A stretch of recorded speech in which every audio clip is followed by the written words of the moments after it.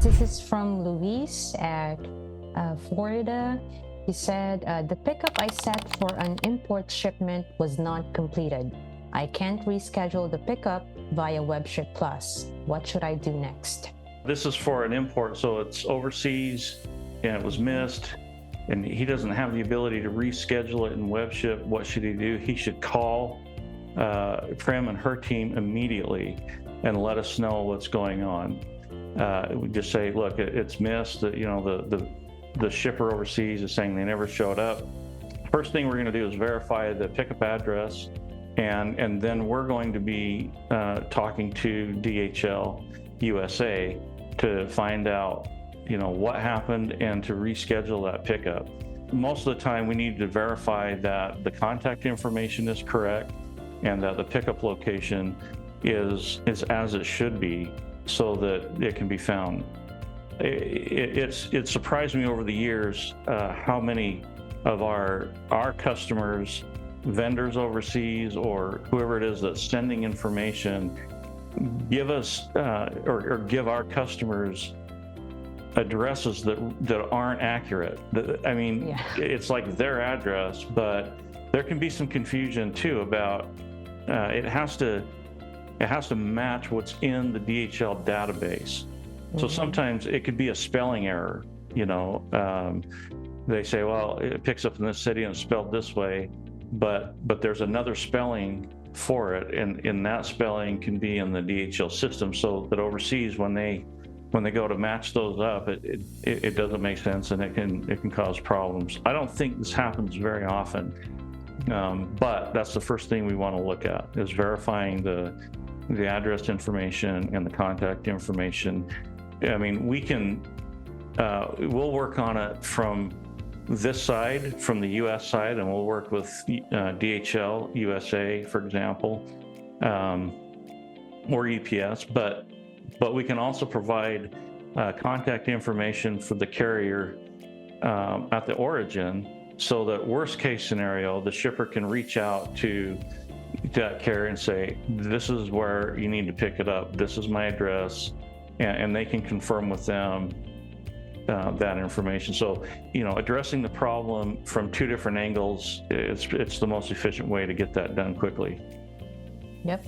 And also, our customers have to keep in mind the time difference. That's why you mentioned, them telling us right away, because if we don't schedule it, as soon as we know about it, then it's gonna be on the next day, and it's gonna certainly stretch.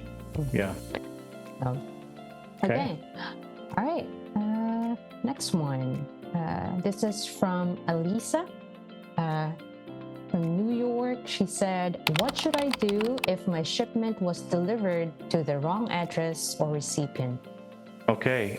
If your shipment goes to the wrong place, and we know that can happen occasionally. In fact, yesterday, somebody's DoorDash order ended up on my front porch. I didn't order it, but it was like $35 worth of food from Denny's. Had no idea who it belonged to. I posted it on our neighborhood Facebook page, but nobody claimed it. So we're working with people. Sometimes they make mistakes, and this certainly can happen. The very first step is to, again, contact us and let us know that that's happened. And because we have access and tools that not everybody does in terms of access with the carriers. And what we want to do is we would request that the carrier go back and pick up that shipment and get it to the right place, get it to the right address. What happens when a driver drops off a shipment and delivers it, they mark it in their system that it's been delivered.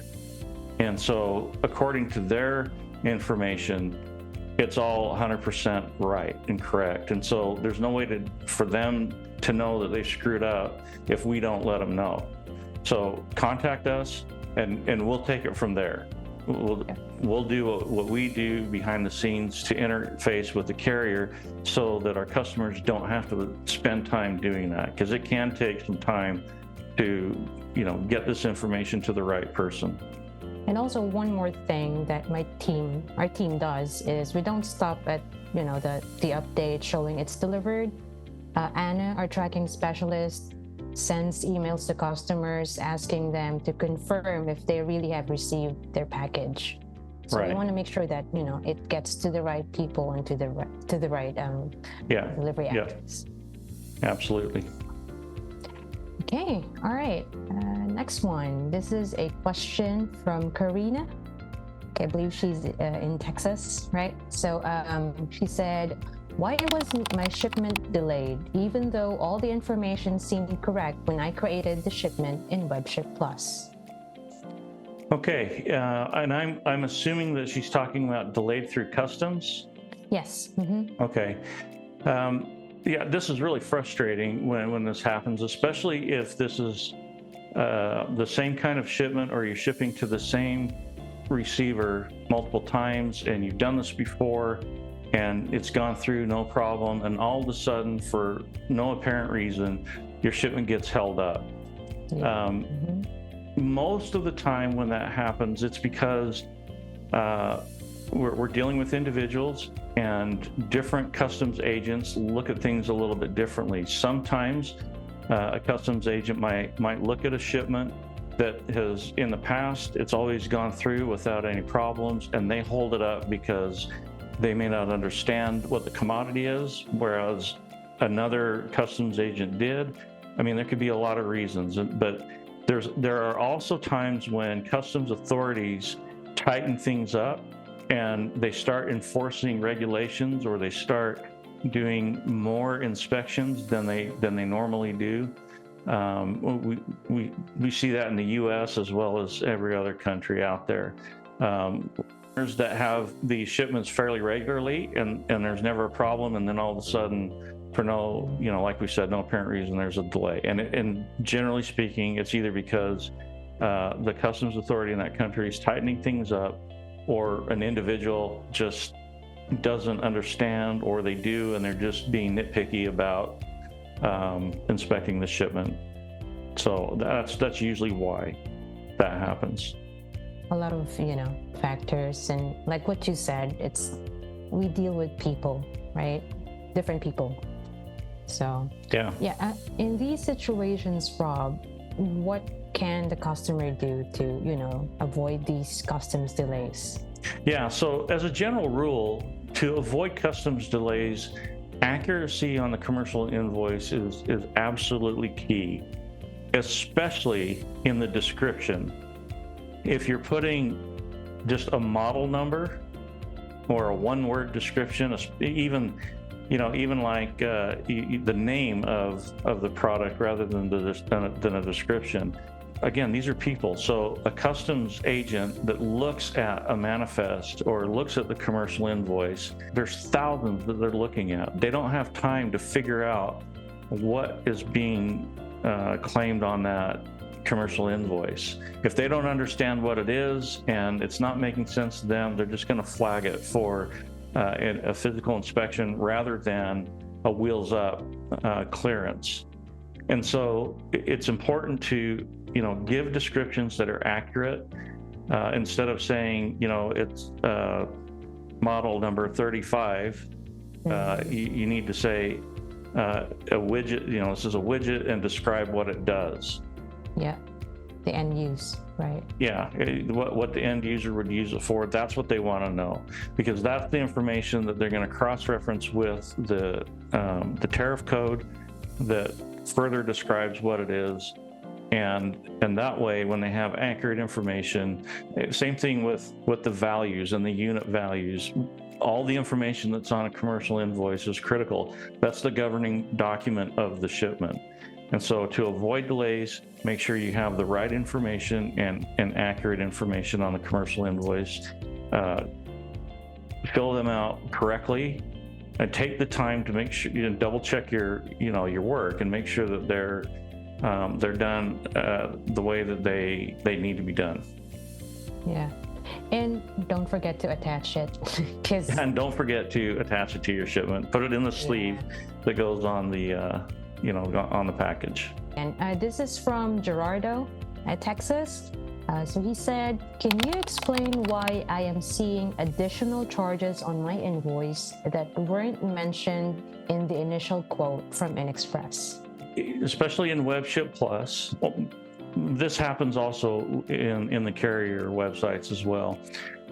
Usually those additional charges are things that the carrier can't keep track of as well, or there's so much detail required that it makes it difficult for those surcharges to show accurately in the system. And so things like the delivery area surcharge, those are moving targets. That changes often. And so it's hard to include that information as well. If there's ever a question about, any of the surcharges that may affect the shipment, it's always a good idea to ask. And I can understand why customers would expect everything to show up on the quote. I would too, but there are surcharges that are just really difficult for the carriers to include because they change so often. So a delivery area surcharge is one. There could be, in some cases, like a multi-line entry. DHL, for example, allows 10 lines on a commercial invoice that they enter free of charge. But if it's bigger than that, if it's a long list, then they have a surcharge per line that comes with that. And there's no way to know that and include that in the quote, because it would make processing the shipment cumbersome if you had to fill out a field that said, well, this is how many lines I have on my commercial invoice. Right. So just my advice here is look in the carrier rate and service guide. If you need a link to that, please let us know. We can provide that information. Look at all the different service charges or the additional services that the carrier has, and then as you go into a shipment, if you know what they are, then you can better know what would apply to your shipment. I mean, WebShip and the carrier websites, they catch the biggest ones. They always quote the fuel and some of the major ones, but sometimes there are some of those minor surcharges that show up on the invoice. Yeah, right. Okay, thank you. We hope that the information from this video is helpful. If you have any questions like these, just give us a call.